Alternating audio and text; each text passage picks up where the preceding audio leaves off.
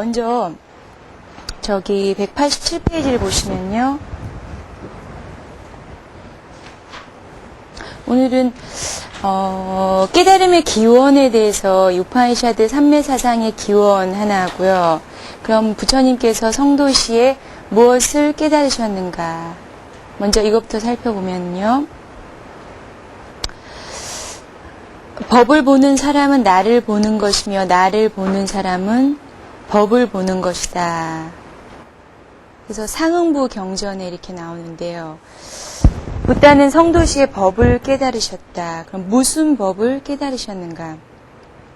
지금까지 전해지고 있는 불교 사상이나 교리 등의 어떤 여타의 모든 것이 부처님께서 성도시에 자각하신 내용이고요. 그래서 즉 중도고 팔정도 등 그 법을 이해시키기 위해서 문자나 언어로 표현하고 있는 것이다. 그렇다면 부처님께서 깨달으신 법, 그것에 있는 것은 아닌가. 이러한 국경을 초월해서 불교가 널리 세계 종교로 자리매김한 것이요. 그래서 부처님의 가르침이 무엇이었는지 살펴보겠는데요. 그 위에 보시면 상응부 경전이라고 먼저 나와서 잠깐 필기를 할게요.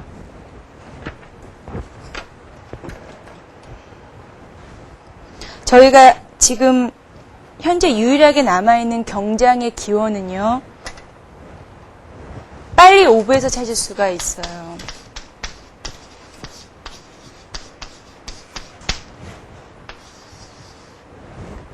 그래서 빨리 오부라는 것은 먼저 딩하야 니까야다. 그래서 딩하야 니까야 장부.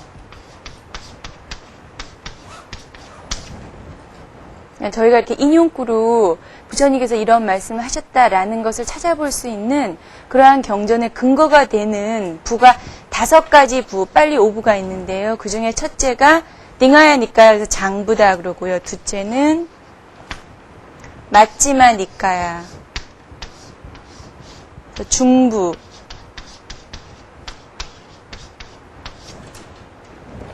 그리고 세 번째는요. 쌍육다 니까야, 그래서요. 상응부요.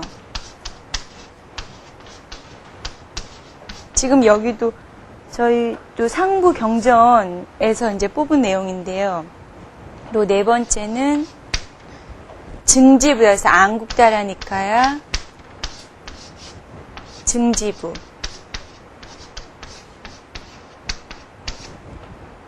그 다음에 5번째는요. 꾼다까 니까야. 그래서 이제 소부라고 그래요. 그래서 이 소부 안에는 저희가 많이 알고 있는 뭐 법구경이 단맛바나 법구경도 있고요. 수다니빠따도 있고 자따까도 있고 여러 가지 경전이 쭉쭉 있거든요. 근데 저희가 이제 법구경을 봤을 때도 그 책의 양이 그렇게 작은 것은 아닌데요. 경전 분류를 통해서 봤을 때는 그것이 소부 속으로 들어가요. 그리고 장구 같은 경우는 이제 긴 부처님의 말씀 중에서 긴 내용을 담아놓은 부고요. 중부는 중간 크기 정도, 중간 길이 정도의 크기를 담아놓은 경전이고요. 근데 이게 이제 빨리 오부가 번역이 되죠. 중국으로 넘어가서 AD 2세기에서 5세기경에 완전히 다 한역이 되거든요.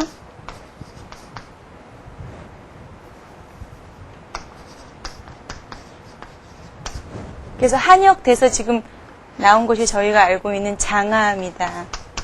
장아함이요. 장아함. 그 다음에 중아함.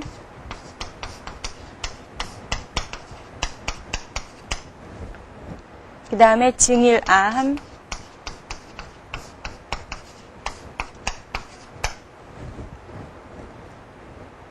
그 다음에 자밤. 이 소부가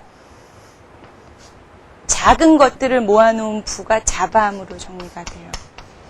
그래서요, 이것이 정리하는 과정에 있어서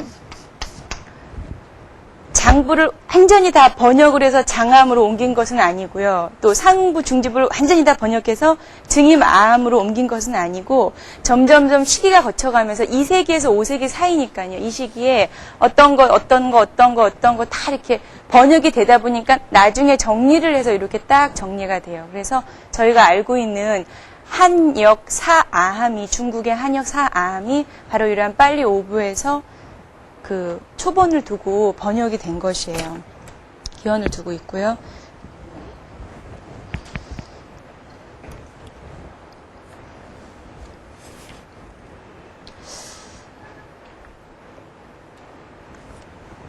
그래서 붓다는 성도시의 고요한 마음의 집중, 이것은 이제 정이라고 할 수가 있겠죠.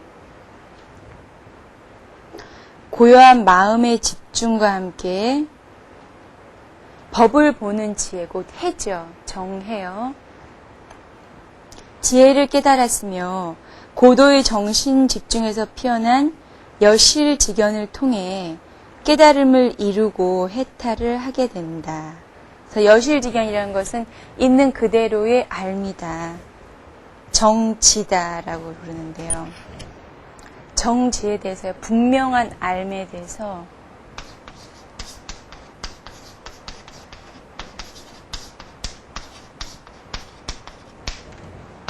정지하라.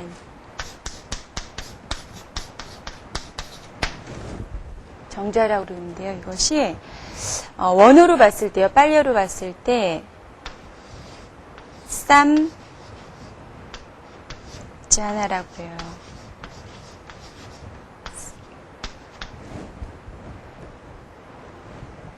이것이 어떻게 정리됐나를 보면요. 이 쌈이라는 것은 어원적으로 들어가 봤을 때 완전히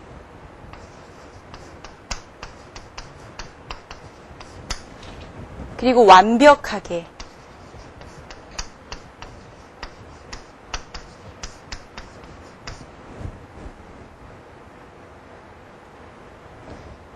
라는 뜻인데요. 그래서 이 쌈자나라는 것은요. 세 가지 뜻이 있어요. 첫째는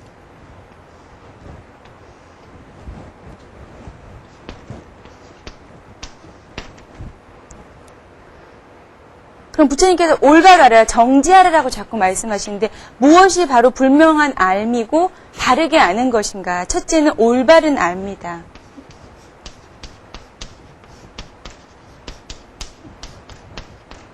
첫째는 올바른 알미다. 그리고 둘째는 완전한 알미다.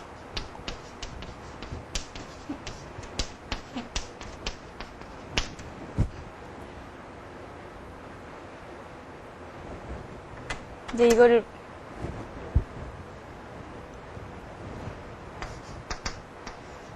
right wisdom이다. 올바른 알미고 그 다음에 완전한 알미고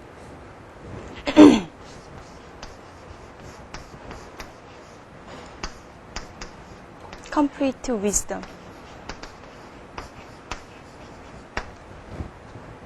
그리고 그 세 번째는 자신이 직접 얻은 지혜라고 그래요. 자신이 직접 얻은 지혜로 아는 알미.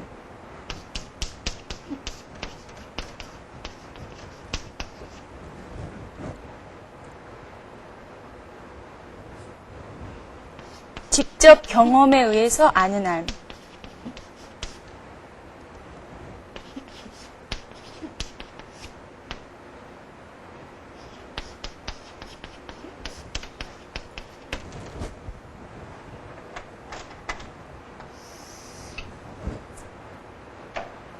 그 지혜는 지혜인데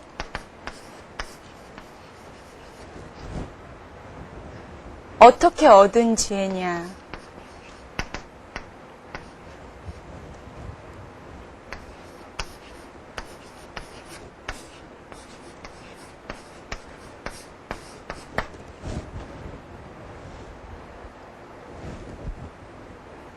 불명한 알미란 첫째는 올바르게 아는 것이고 완전하게 아는 것이고 내가 직접 경험을 통해서 내 스스로 알아서 체득해서 아는 알미 바로 이러한 분명한 암 속에 들어간다. 그래서 이 쌈짜나라라고 이렇게 정의가 되리고 있어요.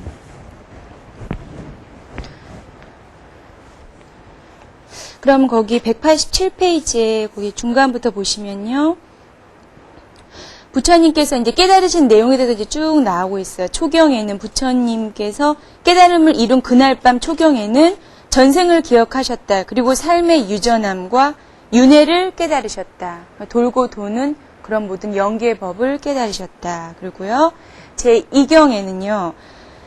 중생들이 자신의 업에 의해 죽고 태어나는 모습을 어김없이 자신의 행위에 걸맞는 삶을 받아 가지는 인과응보의 이치를 깨달았다. 그리고 제3경에는요. 괴로움의 소멸에 대한 관찰을 하면서 괴로움 또 괴로움의 원인 소멸 그리고 그 소멸에 이르는 길, 즉 사성제를 깨달으셨습니다. 그 다음에 그 깨달으신 이후에 7일 동안은 연기의 법을 깨달으셨고요. 그래서 베나레스 녹야원에서 5명의 수행자들에게 그 중도와 팔정도와 그리고 사성제의 가르침을 피셨어요. 중도요. 중도의 삶을 살아라. 그리고 이제 김동하 박사님 같은 경우는 원시불교에 있어서 가장 중심되는 불교의 사상이 중도의 사상이라고 말씀을 하세요. 그런데 이 중도를 저희는 이제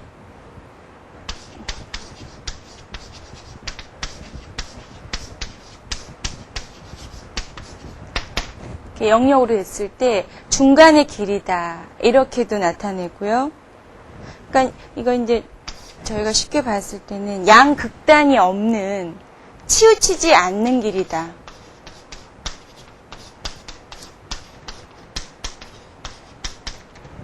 중간의 길이다.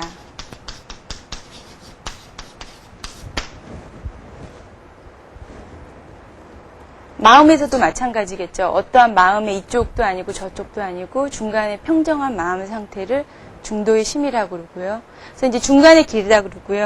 또 어떻게 다른 말로는 좀 골든이래요. 골든. 금이요. 금과 같은 수단이다. 금과 같은 수단처럼 이렇게 소중하기 때문에 중도는 금과 같은 수단이다. 금과 같은 길이다. 그 다음에 아주 올바른 길이기 때문에 중도다.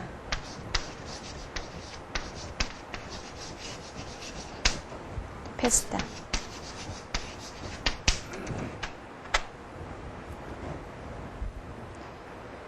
어쨌든 치우치지 않고 야한 극단이 없이 깨달음에 이르는 길이다. 그래서 부처님께서 이제 저희가 중도, 팔정도, 사성제에 대해서는 다들 이제 아실 테고요. 그 다음 188페이지를 보시면요. 부처님은 열반시의 삼법인에 대해서 말씀을 하신다. 그래서 비구들이요. 잘 들어라. 지금 내가 너희들에게 말하노니 모든 조건 지어진 것은 변하고 소멸해버리는 본성이 있다. 그러니까 즉 무상하고 무아이고 고통이다라고 하는 것이죠. 188페이지 맨 위에입니다. 그래서 마음 집중으로서 방일하지 않고 힘써 정진하라 그러고요. 부처님께서 열반에 들기 전에 마지막 유훈으로요. 나는 나 자신을 귀유처로 삼았다. 그 자등명, 법등명 사상이 여기서 나오죠. 그래서 근면해라 제자들이여. 법에 따라 열심히 사는 사람은 윤회의 박해에서 탈출할 것이며 고통의 종식을 볼 것이다. 그 다음에 최후의 말씀은요. 인연 화합에 의해서 만들어진 모든 것은 다 무상하다. 무상하기 때문에 무아이고 무아이기 때문에 고통이라는 것이죠. 그러므로 근면하고 정진하라 이렇게 나오고요. 그 다음에 3번 보시면요. 이 부분이 저희가 이제 선정 수행할 때 아주 중요한 부분인데 부처님께서 열반에 그는 드시는 그 마지막 순간이 경전안에 쭉 나오고 있어요. 부처님은 어떠한 순서로 열반에 드셨을까에 대해서 나오고 있거든요. 근데 요걸 78페이지를 보시면요.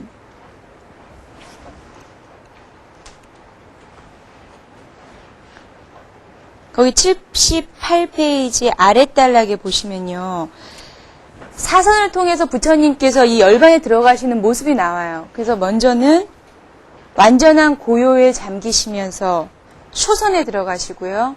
그 다음에는 제2선에 들어가시고요. 제3선에 들어가시고 제4선. 그리고 나서 바로 무색기선으로 들어가는 것이죠. 공무변처, 식무변처, 무소유처, 비상비비상처 이렇게 드시면서 열반으로 바로 넘어가시는 그런 장면이 나와요. 그래서 이렇게 부처님께서는 실제로 수행을 통해서 열반에 드시고 계신 모습이 나오게 되는데요. 다시 저희 188페이지로 오시면요. 저 구시나라 숲속 두 그루의 사라나무 아래서 붓다는 제자들이 다 모여있는 그곳에서 완전한 고요에 들기 시작하였다. 아까처럼요. 그리고 선정의 단계를 밟게 된다. 그리고 열반에 드셨다. 여기서 우리는 붓다가 선정의 단계를 밟으면서 깊은 마음의 고요와 집중을 이루고 이것이 이제 지죠. 지라고도 그러고요.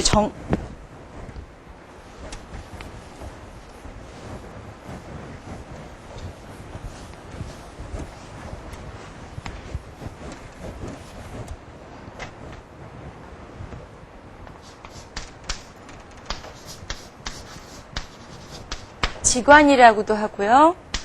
그 다음에 정해라고도 해요. 그래서 지관쌍수, 정해쌍수 그러면 다 비슷한 개념의 말이구나 이렇게 아시면 되겠는데요. 그래서 처음에는 부처님께서 이러한 구차 제정 전에 제8단계까지요. 그 단계까지가 지의 가장 높은 완성의 단계거든요. 마음을 고요히 할 수 있는 가장 높은 단계가 그 9가지 중에 그 8번째예요. 그리고 나서 모든 것을 있는 그대로, 즉 조건 지어지지 않은 본체 그대로 보게 되는 어떤 지혜의 자유로운 활동을 통해서 해탈을 얻게 됐음을 알 수가 있어요. 그래서 아까 제가 말씀드린 그 5부 중에요. 맞지마 니까야 중부에 보면은요. 모든 경 속에 부처님께서 어떻게 해라 여시아문이다. 그래서 이렇게 쭉 하는 내용이 나오는데요. 그 중에서 중부예요.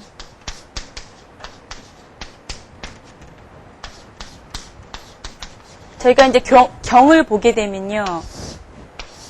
쭉 해서 처음에 뭐라고 말씀하시고 쭉쭉쭉 내용이 쭉 나오게 되는데요.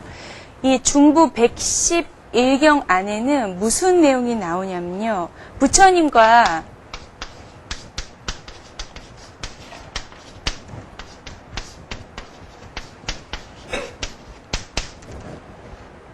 부처님께서 사리불에게 약 2주 동안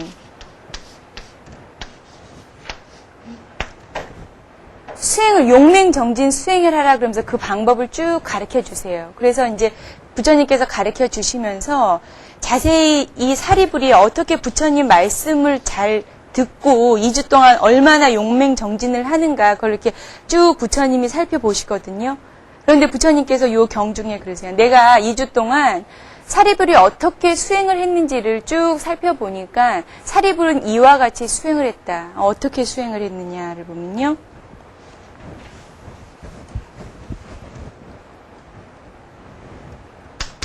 모든 현상을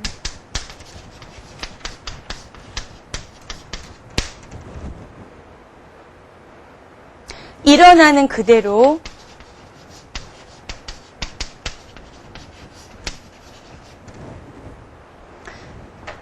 다 통찰했다. 통찰해 나갔다.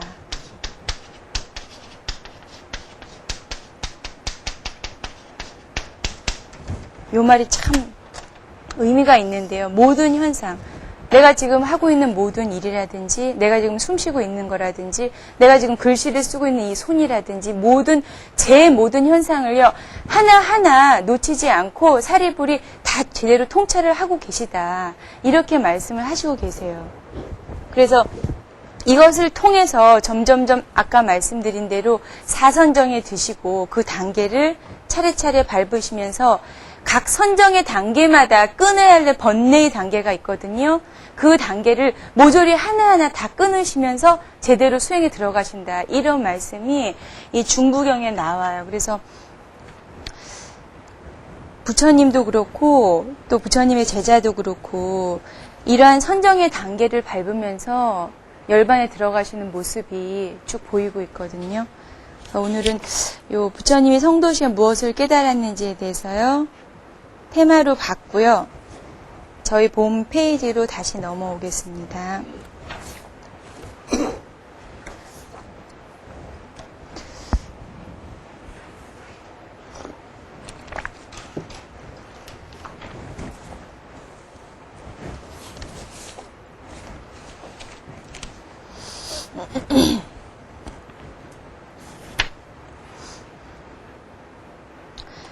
자, 그럼 부처님의 깨달음의 대상에 대해서 우파니샤드에 대해서 오늘은 이 삼매사상의 기원, 저번에도 보셨듯이 우파니샤드는 BC 800년에서 AD 200년 사이에 성립된 책이었다. 그러고요. 그 다음에 종교적이고 철학적인 보고서였고요. 그 다음에 지금 현재 남아있는 중요한 것으로는 10가지 종류가 있다. 그러고요. 이것이 후에 인도 철학이나 종교의 근간이 되고 있고 또한 마침내 불교가 흥귀할 수 있는 계기를 마련해주는 책이다. 그럼 밑에 2번을 보시면요.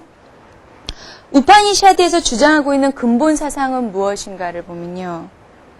그러니까 만유의 근본 원리를 탐구하여서 대우주의 본체인 브라흐만과 개인의 본질인 아트만이 하나라는 법마 일여의 사상이다. 그래요.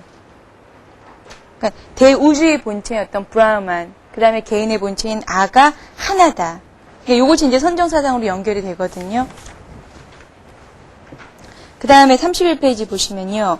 이러한 근본 원리 아래서 만유가 생성되고 인생의 어떤 최고 목적으로는 수행과 고행에 의해서 투철한 범화 일여의 진리를 인식하는 것이다. 그래서 이것이 이제 우파니 철인들의 어떤 유실론 체계를 전개시키는 과정이다 볼 수가 있겠고요. 그 다음에 보시면요. 성과 우파니샤드의 그럼 구조적인 유사점은 무엇인가를 보면요. 우파니샤드 철인들의 최고의 목적은 브라흐만을 알고자 하는 거예요. 브라흐만을 좀 이쪽 36페이지 맨 위에 보시면요. 우파니샤드 철인들이 알고자 했던 브라흐만의 그 어원을 보면은요. 브라흐만이라는 것은 넘다, 그리고 초과하다. 이 말에서 파생이 됐대요. 그래서 불멸하다, 그리고 순수하다. 그리고 불멸하고 순수한 완전한 존재를 브라흐만으로 본 거예요. 넓게 퍼져서 어디든지 뻗쳐나갈 수 있는 거예요. 그것을 마치 불성과도 같이 이제 볼 수가 있는 거예요, 나중에는. 그렇지만 여기서는 어떤 고정된 존재로 보고 있는데요. 제가 좀 이따 다시 그건 정리해 드릴게요. 일단 브라흐만의 정의는 불멸하고 순수한 뜻을 가지고 그러한 뜻을 가지면서 완전한 존재이다. 그럼 이러한 완전한 존재가 무엇인지는 모르지만 이 우파니샤드 철인들이 추구하고자 했던 어떤 최고의 목적이었다는 것이죠. 그 다음에 31페이지 저희 다시 그 앞으로 보시면요. 그럼 이러한 무한의 절대적 원리를 추구하고자 했는데 선의 목표를 봤을 때요. 인간이 내재된 불성, 인간 안에 내재된 불성, 부처님의 성품을 깨달아서 해탈하고 자유인이 되는 것이다. 이렇게 알 수가 있어요. 그 다음에 우파니샤드의 어떤 편집 체제는 대부분이 다 대화의 형식이에요. 그래서 묻고 어떤 대답하는 동안에 깨달을 수 있게요. 그럼 어떤 식으로 나와 있는지 우파니샤드 책을 보면은요. 저기 39페이지에 우파니샤드의 대화 형식의 대화가 나와요. 그러니까 대화 형식의 어떤 문장이 나오는데요. 아버지하고 아들 간에 이렇게 말씀이 나와요. 아버지가 저 보리수 나무에서 열매 하나를 따오노라 그러세요. 아들이 여기 따왔습니다. 그래서 그것을 쪼개라. 예, 쪼갰습니다. 그 안에 무엇이 보이느냐? 씨가 하나 있습니다. 그 중 하나를 쪼개라. 쪼갰습니다. 그 안에 무엇이 보이느냐? 아무것도 보이지 않습니다.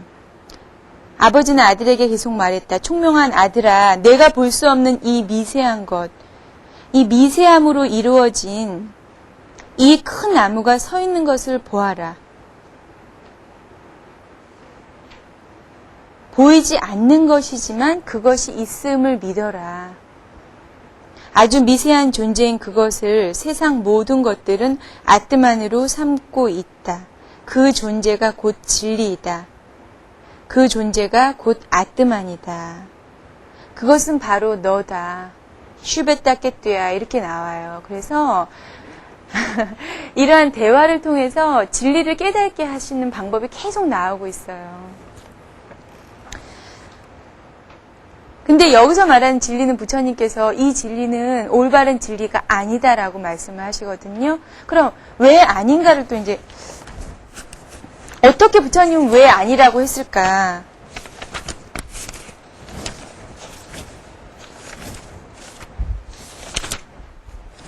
왜 아니라고 했을까? 그거 이제 조금 이따가 할게요. 그래서 우파니샤드는 여러 가지 책이 굉장히 많이 나열이 돼요. 그래서 초계 우파니샤드에는 이와 같은 것이 있고요. 그 다음에 중기, BC 8세기, 7세기 하면 얼마나 오래된 세계예요. 이때부터 이런 식으로 진리를 추구하고자 하는 방법이 싹둑다는 거예요. 그 다음에 중기. 지금 조금 전에 제가 말씀드린 것은 중기의 맨 끝에 나와 있는 슈베타 스페타라 그 우파니샤드 안에 나온 거예요. 그 다음에 후계 우파니샤드는 마이트리아 우파니샤드는 나중에 이제 부정관 수행으로도 연결이 되거든요. 그래서 이렇게 우파니샤드에도 이러한 여러 가지 종류가 있었다. 그럼 왜 우파니샤드에 이렇게 의의를 두었느냐? 첫째는 인류가 시도해온 자아 추구의 노력 중에서 아주 훌륭한 사색물이다. 그러니까 자아에 대한 어떤 능동적인 탐구심을 불러일으켰다는 것이죠. 이것이 무엇일까? 이건 과연 어떻게 되는 것인가는 탐구심을 불러일으키는 책이라는 것이죠. 그 다음에 두 번째는 우파니샤드가 인류 공통의 가장 어려운 난제인 정신세계와 자아 추구의 문제에 대해서 그만큼 깊이 오랫동안 연구를 했다는 거예요. 그래서 인도 사상을 하나의 유기체를 본다면 이 유기체의 거대한 생명수 역할을 한 것은 바로 우파니샤드다. 이렇게 말씀을 하세요. 그래서 인도에서 이제 그 다음에 인도 철학에서 생성된 많은 사상이요. 인도 육파 철학이요. 쌍키아나 여기 나왔죠. 쌍키아, 요가, 니아야, 바이셰키아, 미망사, 베탄타 이것이 다 어떻게 하면 우파니샤드 철학과 연결을 짓는가 그런 연결점을 철학적인 맥을 잇기 위해서 고심을 했다는 것이에요. 물론 불교도 이러한 우파니샤드의 영양분을 받고 자라났고요. 그래서 이 우파니샤드의 심리적인 영성 철학은 인도뿐만이 아니라 전 세계에도 많이 퍼졌는데요. 거기 밑에를 보시면 페르시아 수피즘의 어떤 신비주의에도 영향을 줬고요. 그 다음에 네오플라토닉 스쿨이라는 것은 스쿨이 무슨 학파 이렇게 말하거든요. 그래서 신플라톤 학파에도 영향을 줬고요. 또 기독교 신비주의에도 영향을 줬고요. 또 신비주의적인 독일 철학자인 쇼펜하우에도 영향을 줬어요. 그래서 쇼펜하우가 그 밑에 주에서 말했듯이 이 쇼펜하우어는요. 잠자기 전에 이 라틴어로 된 우파니샤드를 항상 머리에다 이렇게 두고 잤다고 그래요. 그래서 이렇게 말했다고 그래요. 우파니샤드는 구절구절 진정 마음속에서 숭고한 사상을 일게 하니 이처럼 유익하고 인간을 고양시키는 사상이 없다. 우파니샤드는 인류 최고의 지혜의 산물이니 이야말로 인류의 신앙이 될 것이다 라고 이 철학자는 이와 같이 말했다고 해요. 근데 어쨌든 그 다음에 33페이지를 보시면요. 우파니샤드를 탄생하게 한 것은 베다였다. 그리고 이 우파니샤드에서는 무엇을 중심적으로 생각했느냐. 과거, 현재, 미래 통틀어 봤을 때 절대 변하지 않는 불변. 그것을 바로 진리였고 그 진리가 무엇인가를 탐구했다는 것이죠. 계속해서. 과현미 거쳐서 변하지 않는 진리 참은 무엇인가. 그래서 6번에 거기 밑에를 보시면요. 이들이 진리를 찾기 위한 중요한 테마가 나오고 있어요. 첫째는 우주의 원인은 무엇인가? 우주의 원인은 무엇인가? 그 다음에 둘째는 그것은 과연 아까 봤던요. 완전하고 불멸한 순수한 존재였던 브라움 아닌가? 우리는 어디서 태어났고 우리는 무엇에 의해서 생존이 되고 또 무엇에 의해서 정립이 되는가? 왜 나에게는 기쁨의 상태가 있고 왜 슬픔의 상태가 있는가? 이것에 대해서 이들은 이제 계속해서 진리를 찾았다는 거예요. 이걸 통해서 진리를 찾기 위해서 무엇이 과연 참인가? 나의 육신과 의식은 어디로 가고 내 육신은 내가 죽은 다음에 어디로 어떻게 사라지는가? 그러니까 이러한 문제들의 해답을 갈망했다는 것이죠. 이것은 곧 진리를 탐구한다는 것과 같은 것이고 또 우파니샤드 내 인간 그 본연의 호기심으로 자기 스스로에게 던지는 물음이었다. 이러한 우파니샤드들의 어떤 끊임없는 자기 투쟁의 노력이 보이는 거예요. 무엇을 찾기 위해서. 그래서 이제 거기 보시면요. 기원전 8세기나 3세기 경에 또 쓰여진 우파니샤드 안에는 이제는 좀 더 정밀하게 인간과 자연과 우주에 관해서 분석을 하게 되고요. 그 다음에 저희 정수행의 처음 단계인 요가 있잖아요. 그 요가의 의미가 무엇이고 방법은 무엇이고 또 구체적인 명상의 과정은 어떻게 진행이 되고요. 그 다음에 그 과정 중에 일어나고 있는 어떤 현상이라든지 그럼 이러한 요가 명상으로 몸과 마음을 깨끗이 하게 하고 또 정신을 맑게 하는 그러한 진리를 깨닫는 방법이 쭉 나오고 있어요. 그래서 이들이 우리에게 주는 교훈은 우주 속의 주인은 바로 나다. 우주 속의 주인은 나고 스스로를 크게 아까 브라우만이 팽창하다 어디든지 무한하게 퍼진다고 그랬잖아요. 스스로를 크게 넓게 만드는 것도 나고 작게 만드는 것도 나다. 이렇게 말하고 있어요. 그래서 그 34페이지를 보시면요. 우파니샤드와 이 선의 어떤 공통점은 깊고 현묘한 이 의를 묵상하는 선도의 정신과 일치하고 있다. 그래서요. 우파니샤드를 통해서 그 극치에 다다른 인도 사상의 전통 속에서 형성하게 된 이제 불교는 우파니샤드에서 제기하고 있는 모든 문제들이요. 고민과 번뇌 모든 것들이 이것이 젊은 시다르타가 고도의 길로 들어가게 된 어떤 문제가 되고 있다. 그런데 부처님께서는 그러셨어요. 저희가 지금 왜 범아 일요에 대해서 공부를 하는가?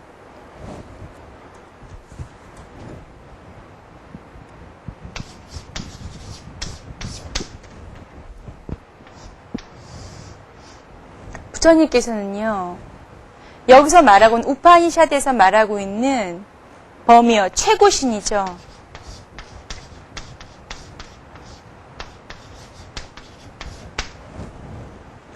최고신을 부정했어요. 최고신이라는 건 있지가 않다. 최고신의 존재를 인정하지 않으셨어요.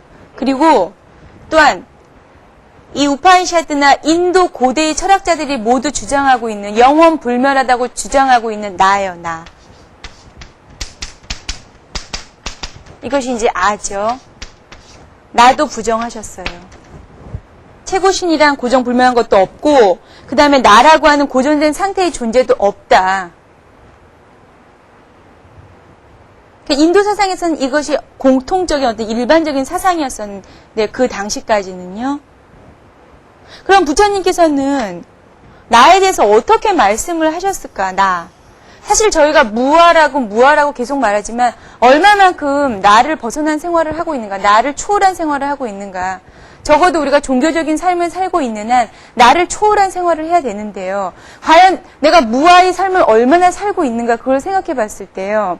여기서 말하고 있는 아를 우파니샤드 철인의 사상은 틀린 것이야 라고 많이 말하고는 있지만 과연 이 아를 벗어나서 얼마나 살고 있을까? 이런 생각도 드는데 부처님께서 그러셨어요. 이 아에 대해서 아를 부정하기보다는 아라는 것은 고정된 존재가 아니라 생멸 변화하는 존재다.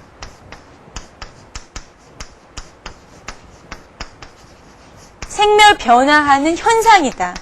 현상으로 보라는 것이죠. 현상. 불변하는 어떤 실체를 보지 말고 현상으로 보라는 거예요. 이 연기법이 여기서 그래서 나오잖아요. 연에서 모든 것이 일어나기 때문에 현상이다. 그래서 이 아에 대해서 부처님께서는 자기 확립의 원리를 저희한테 정확히 제시하는 거예요. 이 우파니샤드 철인들이 말했던 아라고 고정된 것들을 부정하면서 자기 확립의 원리는 바로 무엇인가? 자아 확립의 원리는 바로 무아다. 무아라는 것이죠. 나라고 할 것이 없다. 왜냐하면 현상이기 때문에 계속 변화하는 현상이기 때문에 지금 나라고 할 수 있는 것이 무엇이냐 이렇게 말씀하시죠.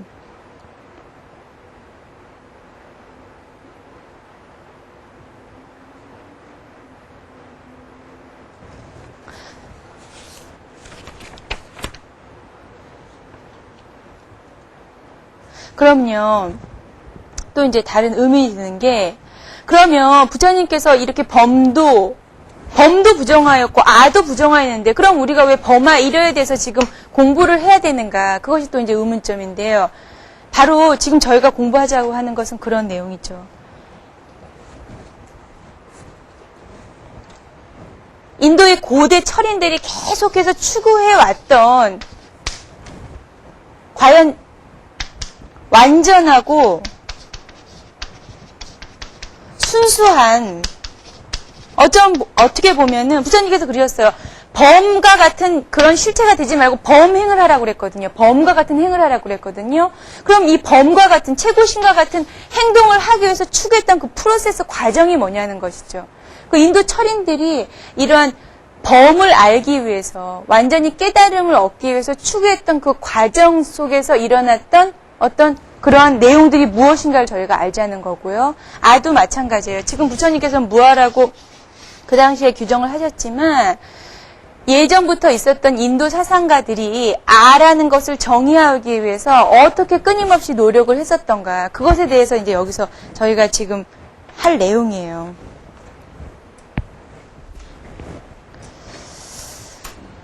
그래서 거기 쭉 보시면요. 34페이지에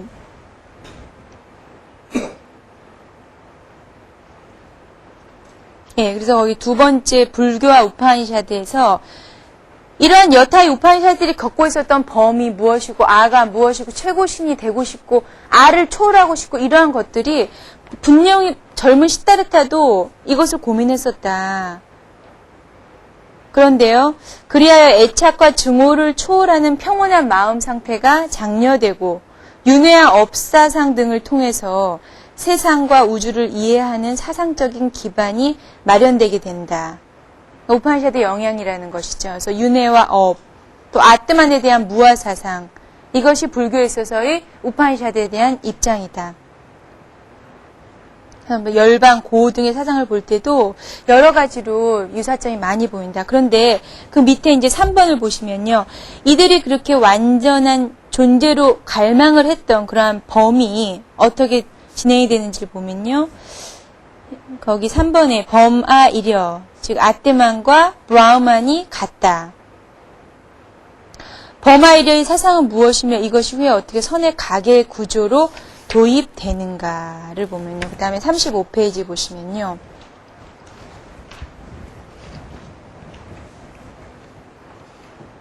최고 실제 어떤 브라흐만이라는 것은 최상의 자아다. 최상. 내가 수행을 통해서 최상의 자아를 오를 수 있잖아요. 이런 식으로 이 철인들도 어떻게든지 노력을 해보니까 내가 최상의 자아에 오를 수가 있다라는 것이죠. 그래서 이건 대우주다. 객관적이고 중성적인 원리다. 우주적인 영혼이다. 그 다음에 근본 원리고 절대자다라고 보는 것이고요. 그 다음에 개인의 본체인 아뜨마는요. 소우주고 주체적이고 인간적인 원리다. 그래서 이러한 인간의 여러 행동 요소가 아뜨만으로 구성되어 갔다가 나중에는 브라흐만, 소우주로 구성되어 왔다가 나중엔 대우주로 이제 합치게 된다는 것이죠. 그래서 브라흐만과 아뜨만의 일치를 통해서 어떤 우주적인 인간의 모습이 나타나게 된다는 것이에요. 그래서 여기 브라흐만을 보시면요. 거기 밑에 잠깐 위에 급유할게요. 아뜨만과 브라흐만 이는 베단타 철학의 마지막인 우파니샤드의 중심 사상이 되고 있다. 그래서 현상세계 잡다상의 근저에는 잡다한 상의 근저에는 최고 원리인 유일자가 있다고 상정을 하고요. 이 잡다상은 이 유일자로부터 분화되고 유래되고 혹은 또 지배되고 이것에 의존하여 정립되고 그 역할을 하고 있다는 것이다. 그래서 브라흐만을 봤을 때요. 순수한 실제가 과연 어떠한 식으로 드러나고 있는가. 리그베다 안에는요. 세상이 창조되기 전에는 죽음도 불멸도 없었고 또한 밤도 낮도 드러나지 않았다. 그러나 어떤 한 존재가 있어 그는 스스로의 힘으로 호흡을 했다. 호흡이요.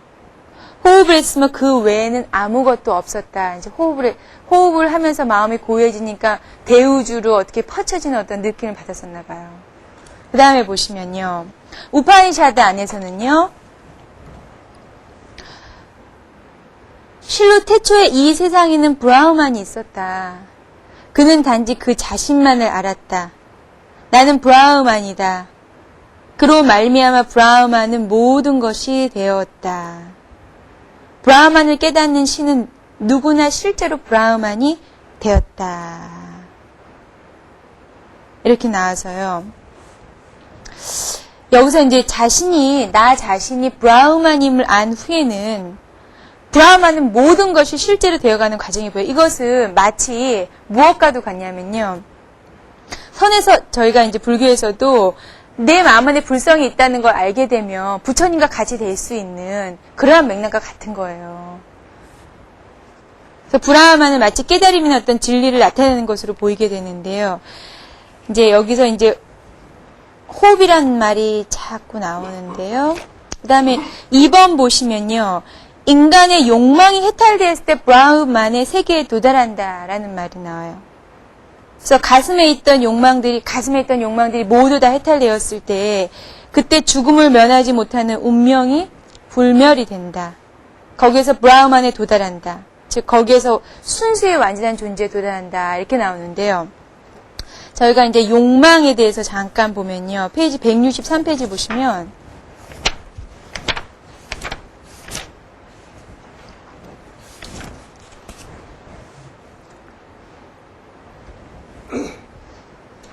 우리가 수행을 하면서 하는지 아니면 일상생활에서 제거해야 될 장애를 5가지로 정리를 하고 있어요. 이것이 5개다.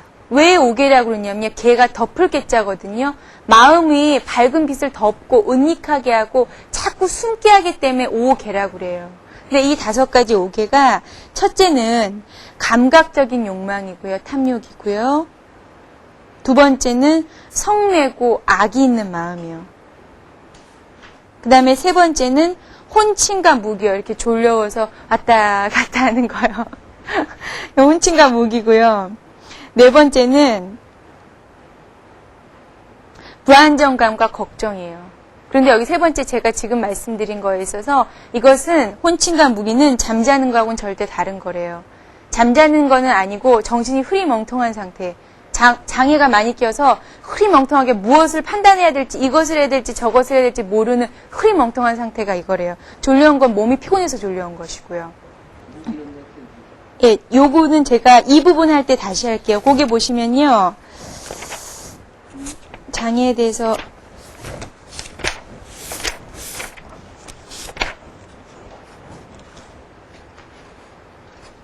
저기 167페이지 한번 보세요. 167페이지 보시면 이 혼침과 무기가 나와요. 3번에요.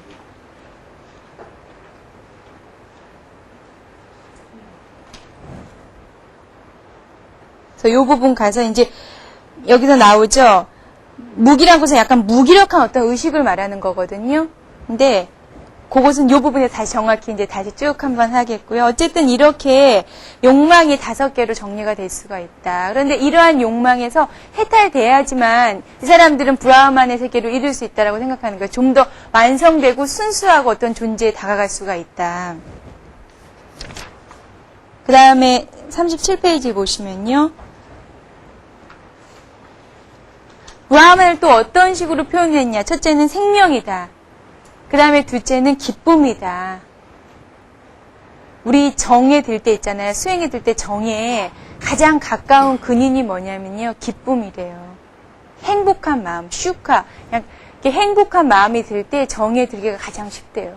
선정에 들 때요. 근데 기쁜 마음이 생기지, 그러니까 막 나쁘고 속상하고 화나는 마음하고 기쁜 마음하고는 공존할 수가 없잖아요. 그렇기 때문에 나쁜 마음에서는 정이 일어날 수가 없잖아요. 그래서 우리가 기쁜 마음이 어떤 선정의 근인이다라고도 말하는데 여기서 브라హ만에서도 마찬가지예요. 생명이고 기쁨이고 너무나 넓고 대우적이기 때문에 기쁠 수밖에 없겠죠. 그리고 공이다. 그런데 이들이 말하는 것은 따빠스 수행을 해야 된다고 고행 수행을 해야 된다고 그러는 거예요. 부처님은 고행 수행, 따빠스 수행은 옳지 않다. 그리고 쾌락 수행도 옳지 않다. 중도의 수행을 해야 된다 이렇게 말씀하시거든요. 고행 수행을 했는데 이것은 옳지 않다. 그리고 두 번째, 그 다음에 네 번째 보시면요. 옴을 또한 범으로 봤어요. 그래서 옴이 브라흐만이다. 옴이 저 모든 세계이다 라고 말하는데요.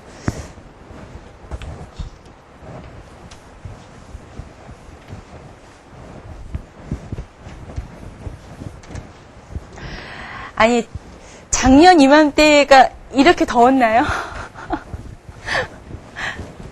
날씨가 무척 덥죠.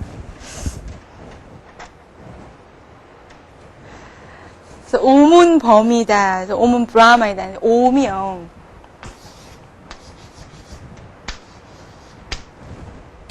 옴은 사람이 표현할 수 있는 말 중에서 가장 아름다운 단 하나의 음절이래요. 그래서 옴이란 것은 진실의 특성을요. 진실이요. 참, 진리, 참, 진실 다 같아요. 진실의 특성을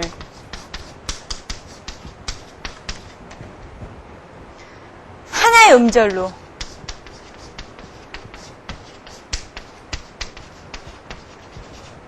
상징할 수 있는 문자이다.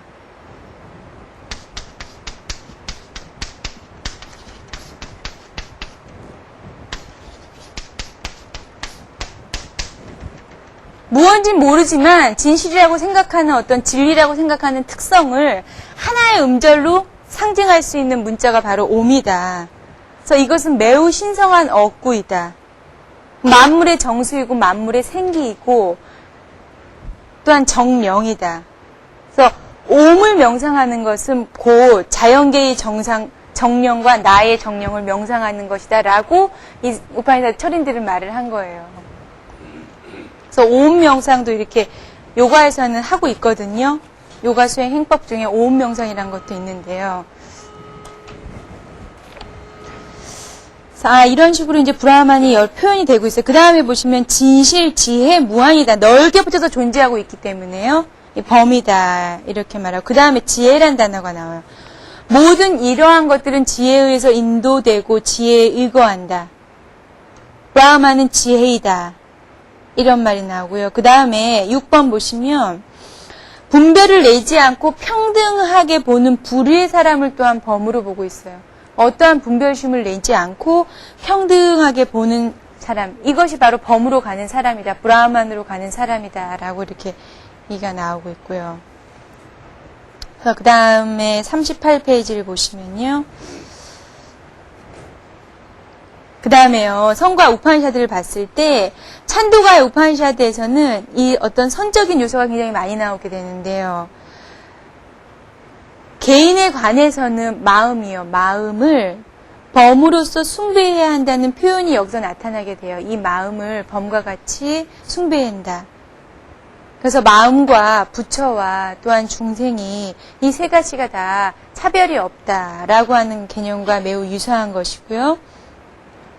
그 다음에 삼매의 목표가 되며 인간 해탈의 목표자 대상인 깨달음, 각도, 브라흐만의 개념에서 유래됐음이 이렇게 보이고 있어요.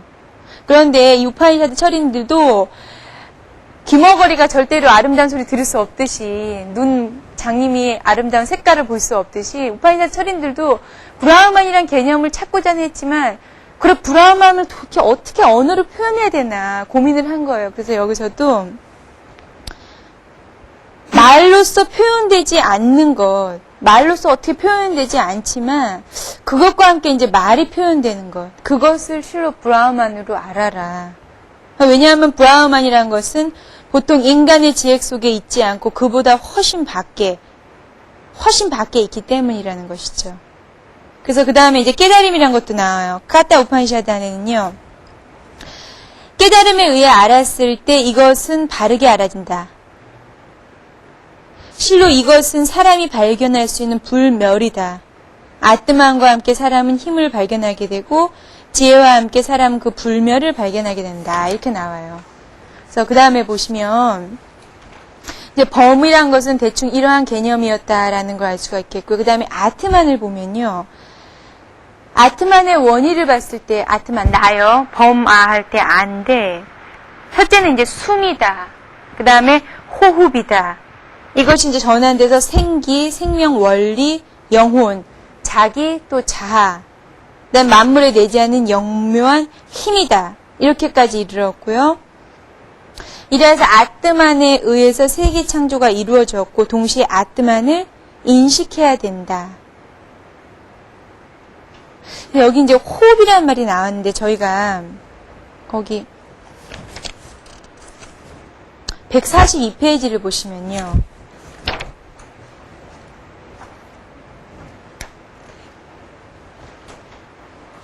어떻게 보면은 정말 저희가 알고 싶어하는 내용은 이러한 호흡을 통해서 어떻게 수행을 들어가고 있는가 어떤 그런 내용일 수도 있는데요.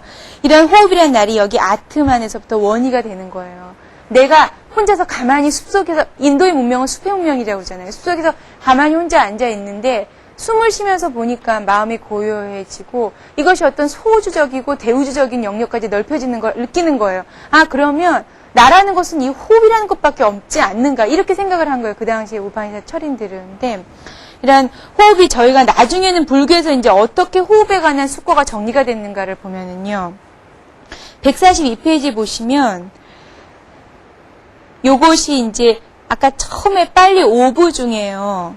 64번 줄을 보시면 맞지만 니까야다 이게 MN이었어요. 그래서 중부요. 맞지만 니까야 중부에서 나온 것이고요. 그 다음에 안구따라 니까야, 그 다음에 쌍육따 니까야 이러한 경증을 통해서 이 호흡에 대한 숙고를 한번 살펴보면요. 호흡이라는 것은 안반염이다. 아나빠나 싸띠다. 호흡에 주의를 기울이는 것이다. 그래서 들어오는 게 흡이죠. 그 다음에 나아가는 거, 부는 거요. 그래서 흡호, 들어오고 나가는 숨에 대해서 생기한 염이 안반염이다. 그래서 이는 입식과 출식의 상을 소연으로 하는 염이다. 부처님께서 말씀하시기를 그러니 모든 비구들이요 조용한 나무 아래 또는 한적한 방으로 가서 결과부자를 하고 앉아 몸을 단정하게 세우고 알아차림, 염이요 싹 띄어 염을 모든 곳에서 일어나게 한다. 그래서 아까 사리불도 모든 현상을 다 알아차렸다고 그랬잖아요. 이 호흡을 할 때도 모든 몸을 단정하게 세우고 조용한 곳에 가서 알아차림을 세워라. 그래서 비구는 알아차림과 함께 출식을 하고 알아차림과 함께 입식을 한다. 모든 비구들이요.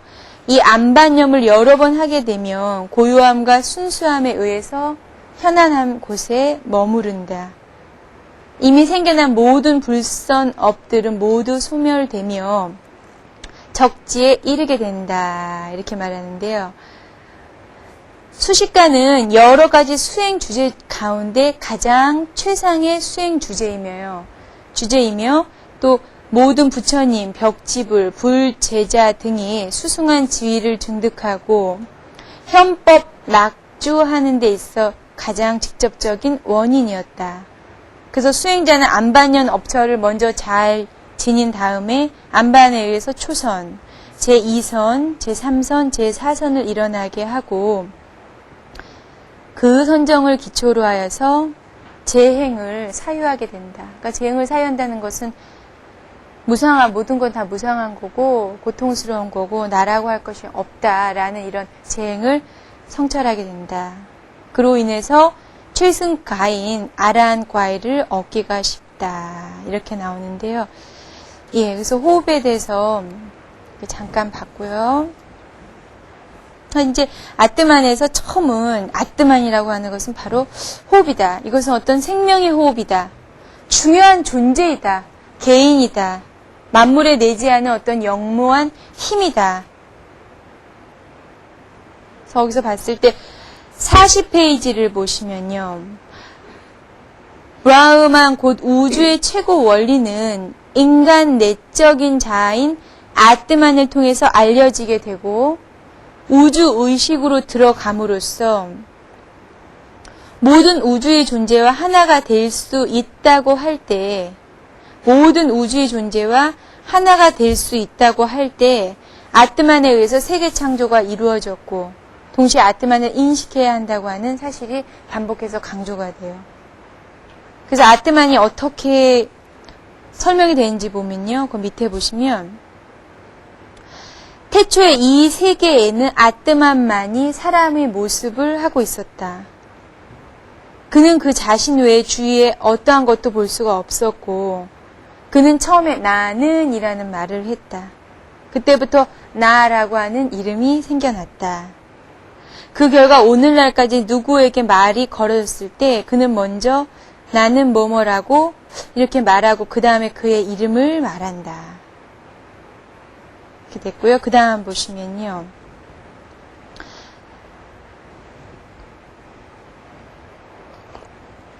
사람들은 그는 바로 그 자신의 자아이라는 생각을 가지고 예배해야 된다. 왜냐하면 그 안에 모든 것, 예를 들어서 지금 호흡하고 있는 것이한테 듣고 있는 것, 보는 것, 생각하는 모든 것이 다 하나가 되기 때문이다. 그 다음에요. 거미가 실을 토해낼 수 있는 것과 같이 작은 불꽃에서 불이 나오는 것과 같이 그와 같이 이 아뜨만으로부터 모든 중요한 호흡, 모든 세계 신들, 모든 존재들이 나온다. 그 오이서는 그것 때문에 진실 가운데 진실이 있다. 중요한 호흡이 바로 진실이고 아뜨만은 그들의 진실이다. 이렇게 이제 설명이 나오는 거예요. 아뜨만을 추구하고자 그렇게 철인들이 했는데 아뜨만을 추구해 보니까 호흡이었고 어떤 생명의 어떤 본체였구나. 이렇게 알 수가 있겠고. 그 다음에 이제 41페이지 보시면요.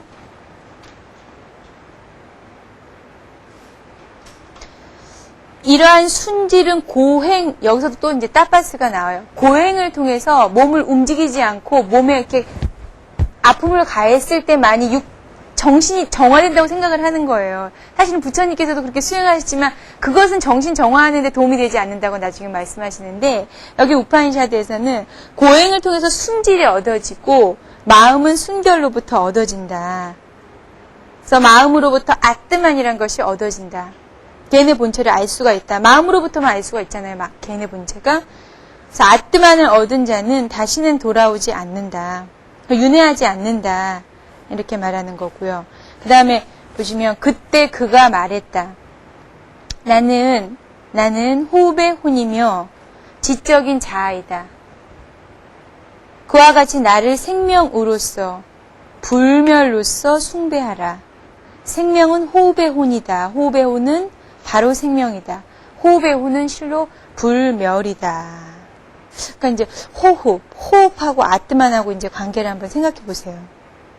그 다음에 이제 아뜨만을 순수하다, 불변하다, 그 다음에 확고하다, 물들지 않고 동요하지 않고, 아까 욕망이 없어야 된다 그랬잖아요. 욕망이 없고, 구경꾼과 같이 고정되어 있고, 또 영속적인 어떤 자아다.